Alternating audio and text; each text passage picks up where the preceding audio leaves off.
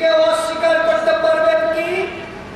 কোন সিপিএমের cadre, অর্ধশিক্ষিত cadre ভাই কিংবা তৃণমূলী ভাই বলতে পারবেন ভারতের বড় বড় মসজিদ আছে, নাখলা মসজিদ, জামা মসজিদ, কদিন আগে আমি ভোপালে ঘুরে এলাম, তাজুল মসজিদ, সৌদি আরবে কত মন্দির আছে। ও তৃণমূলী ভাই, তুমি জবাব দাও। আজকে তোমরা যে পরিমাণে নগ্ন নির্লজ্জ মুসলিম দোষর করছ, ভারতটাকে যদি সৌদি আরব করে ফেলো, তখন আর মমতা ব্যানার্জি ওই কালী ঠাকুরের নিচে ফুল দিতে পারবেন যা তিনি প্রতিদিন সকালে অতি গোপনে দেন?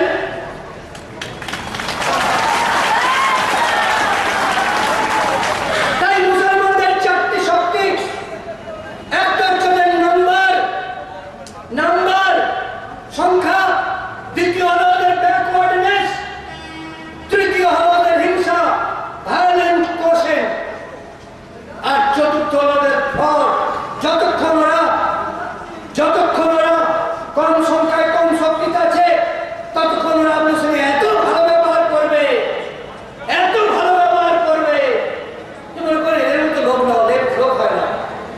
যেই ওদের সংখ্যার শক্তি বেড়ে যাবে, অমনি বলে সালাম মালাউনের বাচ্চা ভাগ এখানে।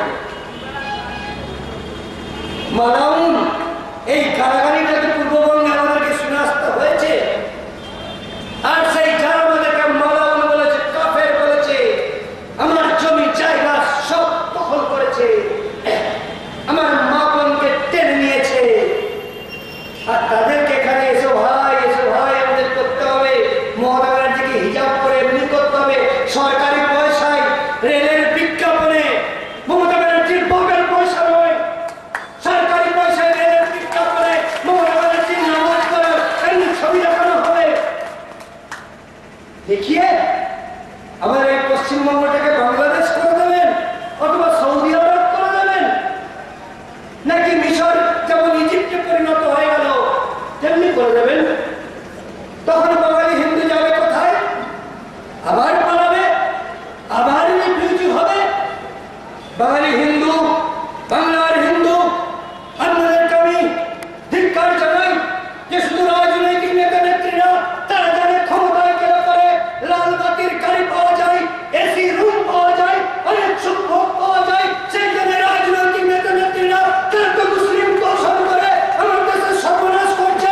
কিন্তু রাজনৈতিক নেতা নেত্রী ছাড়াও আরো তো দেশের নেতা আছে, আমাদের ধর্মীয় নেতারা, আমাদের শিক্ষক শিক্ষাক্ষেত্রের নেতারা কোথায় গেলেন? স্কুলের হেডমাস্টার কোথায় গেলেন? কলেজের প্রফেসর, কলেজের প্রিন্সিপাল, তারা কেন মানুষকে এই সত্যগুলো জানাননি যে যখন মিশর ইজিপ্ট হয়ে গিয়েছে, পিরামিডের বিজ্ঞান ধ্বংস হয়ে গিয়েছে, আলেকজান্দ্রিয়ার লাইব্রেরি ধ্বংস হয়ে গিয়েছে, টাকেশ্বরী চট্টেশ্বরী বিপন্ন, আজকে আমার মর্দিত হিমালয় নষ্ট হয়ে গিয়েছে, আজকে সিন্ধু নদী, যে সিন্ধু নদীর তীরে আমাদের বেদ পাঠ করা হতো, সেই সিন্ধু নদীর পাশে এখন গরু কেটে গোমাংস হয় আর গরুর রক্ত সেই সিন্ধু নদে মিশিয়ে দেওয়া হয়। আমাদের দেশ কিভাবে ইসলাম অর্ধেকটা বিশ্বকে দখল করেছে, আর আমার হিন্দুদের রিফিউজি করেছে। শিক্ষক, অধ্যাপক, প্রিন্সিপাল এবং ধর্মীয় নেতা, ধর্মীয় গুরু, আপনারা কেন মানুষকে এই ইতিহাসের শিক্ষাটা দেননি? আমাদের মা ঠাকুমা দিদিমারা তারা বেশি লেখাপড়া জানতেন না, কিন্তু তারা জানতেন যে তেঁতুল হয় না মিষ্টি, শাকের হয় না ইষ্টি। ঠাকুমাদের আমি পূর্ববঙ্গে বাংলাদেশে আমি যাই, আমি সেখানে গিয়ে শুনে এসেছি ওই গোপালগঞ্জ ফরিদপুরের হিন্দু প্রধান গ্রামে যে তেঁতুল হয় না মিষ্টি, শাক হয় না ইষ্টি। আর এখানে রাজনৈতিক মমতা ব্যানার্জি তাকে রাইটার্সের ক্ষমতা দখল করার জন্য শাক বড় মিষ্টি বলছে। মমতা ব্যানার্জি তো দোষী, কিন্তু আমরা ধর্মীয় গুরুরা তা বলছেন একবার। এই পাশে ঠাকুরনগর, লক্ষ লক্ষ কোটি কোটি মরুয়া ভাই বোনেরা সেখানে সে মাথা ঠাকান, ঠাকুরনগর তাদেরকে একবারও স্মরণ করে দিয়েছেন কি যে বাংলাদেশ থেকে, পূর্ববঙ্গ থেকে আমাদেরকে কেন ছেড়ে চলে আসতে হয়েছে?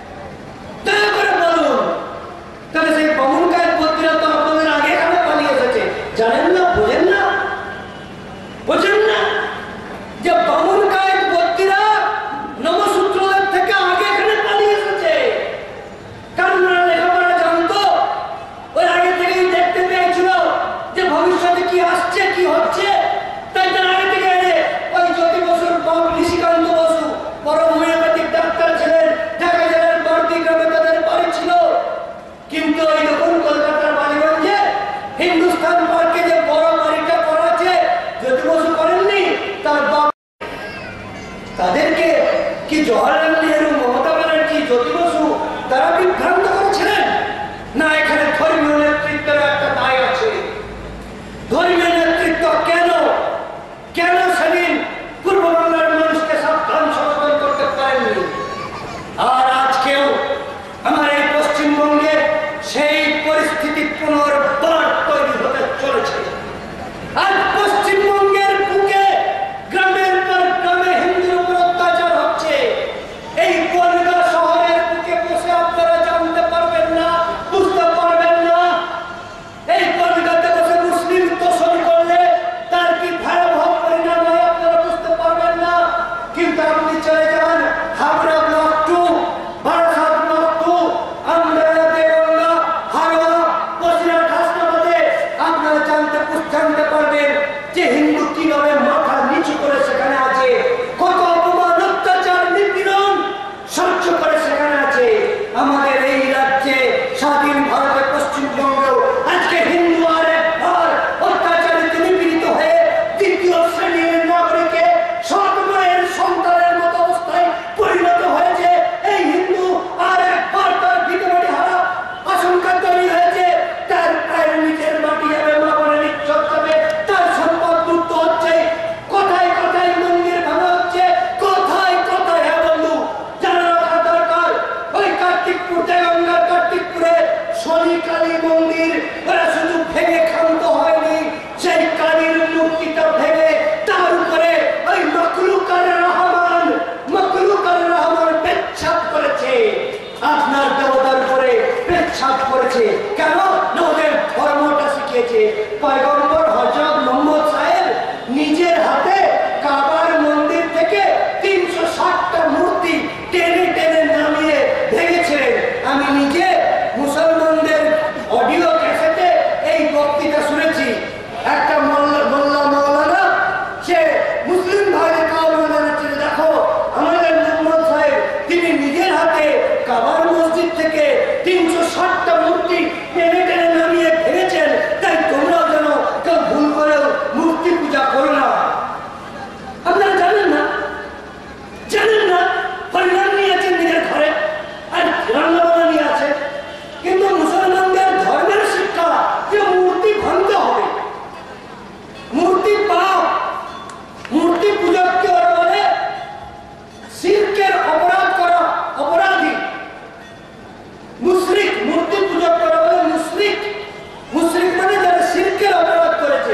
শিরক মানে কি? যে আল্লাহর ভগবানের অংশ করেছে। একটা দুর্গা, একটা কালী, একটা গোবিন্দ, দেখছো 3টি ভগবান, তাহলে তো আল্লাহ 3টি ভাগ করে দিল, আল্লাহ 3টি অংশ করে দিল, দুর্গা, কালী, শিব করে দিল। এটা ওদের কাছে চরম অপরাধ। তাই যদি মূর্তি রাখে, সেই মূর্তি ভাঙাটা আমি জানি। পুলিশ এখন মাইকে, আমার এই মাইকের আওয়াজ কোথাও না কোথাও রেকর্ড করছে, এবং কোনো না কোনো দিন ওই ক্যাসেট শুনিয়ে আমি কোর্টের কাজ করে তোমাকে দাঁড় করাবে। কিন্তু আমি ইসলামের শাস্ত্রের কথা বলছি। ইসলামের শাস্ত্র বলেছে মূর্তি পূজা চরম পাপ, তাই মূর্তি ভাঙা পবিত্র কর্তব্য। তাই তো আফগানিস্তানে যখন তালিবানরা ক্ষমতা দখল করলো, বামিয়ানের সেই বিশাল বুদ্ধ মূর্তি যা পাহাড় খোদাই করে আজ থেকে 2000 বছর 3000 বছর আগে বৌদ্ধরা তৈরি করেছিল, আজকে সেখানে কোনো বৌদ্ধ নেই। কেউ সেই বুদ্ধ মূর্তিকে পূজা করে না, সেই বুদ্ধ মূর্তিকে কেউ একটু ফুল জলও দেয় না। তা সত্ত্বেও ওই তালিবান মানে কি? তালিবান মানে ইসলামিক ছাত্র। তারা যখন ক্ষমতা হাতে পেল, যারা এই মূর্তি আছে, মূর্তি দেখা নাই পা, তাই তারা ওই এত বড় মূর্তি, পাহাড়, গোটা পাহাড় খোদাই করে মূর্তি, ওটা পাথর দিয়ে, কুরুল দিয়ে ভাঙা যাবে না, হাতুড়ি দিয়ে, ছেনি মাটাল দিয়ে ভাঙা যাবে না। তাই তালিবানরা যখন ক্ষমতা দখল করলো, ওরা সরকারি ক্ষমতাকে কামান দেবে সেই বামিয়ানের পুত্র মূর্তি ভেঙে দিল। সেই তালিবানের মুসলমান আর বনগাঁর পাইকপাড়া আর সিংড়ির মুসলমান কি আলাদা মনে করেন বন্ধু? আলাদা নয়। যদি বাঙালি মুসলমান আলাদা হতো, তাহলে আপনাদেরকে আর পূর্ব বাংলা ছেড়ে এখানে আসতে হতো না। যেখানে ওরা ক্ষমতা দখল করেছে, ওদের সংখ্যা বেড়েছে, সেখান থেকে ওরা মুসলমানদেরকে তাড়িয়ে দিয়েছে। তাই টাটা আজকে এখানে রিফিউজি, তাই মিশরীয় সভ্যতা শেষ হয়ে এখন শুধু ইসলাম।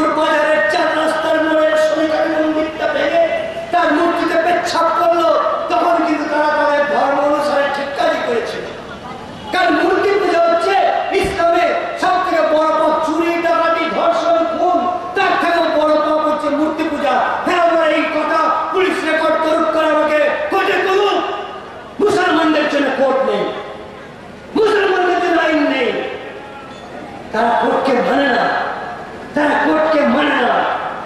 আর যত আইন আমার অজিত তাকে আজকে এখানে জেলে পড়া হয়েছিল, 8 দিন তাকে জেল খাটতে হয়েছে, আমাকে বারবার জেলে যেতে হয়েছে, আমাদের চিত্তদা উপানন্দ দেবকে জেলে যেতে হয়েছে দেবগঙ্গার প্রতিবাদ করেছিলেন বলে আমাদেরকে জেলে যেতে হবে। তবে আমরা আর ওই কংগ্রেস তাড়ানোর জন্য জেলে যাব না, সিপিএম তাড়ানোর জন্য জেলে যাব না, তৃণমূলকে রক্ষার জন্য জেলে যাব না, আমরা জেলে যাব হিন্দুর রক্ষা করতে, আমরা জেলে যাব। তাই আজকে হিন্দুকে রক্ষা করতে আমরা রক্ত ঝরাবো। তাই আজকে হিন্দুর দল তৈরি হয়নি, রাজনৈতিক দল হয়েছে, ধর্মীয় দল হয়েছে, হিন্দুর কোন দল তৈরি হয়নি।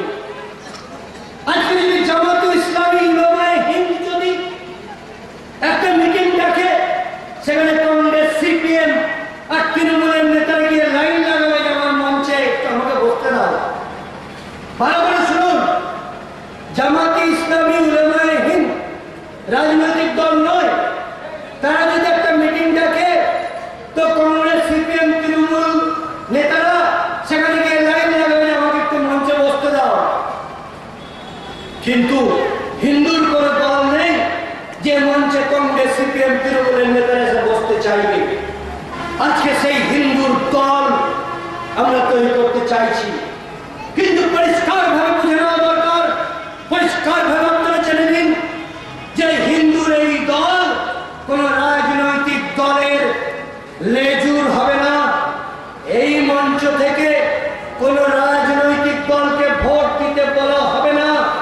আমরা হিন্দু ঐক্য গড়ে তুলতে চাই, যে ঐক্য অবশ্যই অরাজনৈতিক ঐক্য হবে, যে ঐক্য একটা হিন্দুর উপরে যখন হাত পড়বে তখন সে সিপিএম না তৃণমূল সেই চিন্তা না করে, সেই ছাপ না দেখে সব হিন্দু ঝাঁপিয়ে পড়বে, তৃণমূলের হিন্দু সিপিএম হিন্দুকে বাঁচাতে ঝাঁপিয়ে পড়বে হিন্দু সংগঠনের নেতৃত্বে। সেই রকম একটি অরাজনৈতিক হিন্দু সংগঠন আমরা তৈরি করতে চাই, সম্পূর্ণ রাজনীতি বহির্ভূত নির্দলীয় অরাজনৈতিক হিন্দু সংগঠন আমরা তৈরি করতে চাই। আমরা 1 বছরের মাথায় 1 বছরের মধ্যে বাংলাতে এমন জনসভা করতে চাই যখন আমাদের মঞ্চে সিপিএম, তৃণমূল, বিজেপি, কংগ্রেস সমস্ত দলের নেতারা এসে বসে আপনাদেরকে হাত জোড় করে নমস্কার জানাবে। তার জন্য হিন্দু ঐক্য তৈরি করতে হবে, তার জন্য হিন্দু ঐক্য তৈরি করতে হবে আর হিন্দু সক্রিয়তা তৈরি করতে হবে। তাই বন্ধু, আজকে আইন